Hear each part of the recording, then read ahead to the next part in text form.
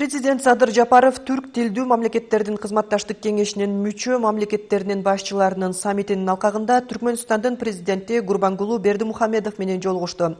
Жолугушуунун жүрүшүндө мамлекет башчылары эки тараптуу кызматташуунун кеңири багыттарын, анын ичинде соода-экономикалык өз ара аракеттенүү, энергетика тармагында кызматташуу жана башка маселелерди талкуулашты.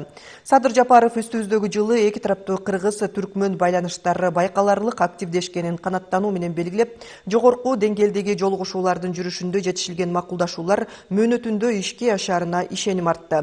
Ал соода-экономикалык кызматташуу эки мамлекеттин ортосундагы сооданы диверсификациялоо маселелерине өзгөчө көңүл буруп, өз ара сооданы көбөйтүүдө чоң потенциал бар экенин белгиледи.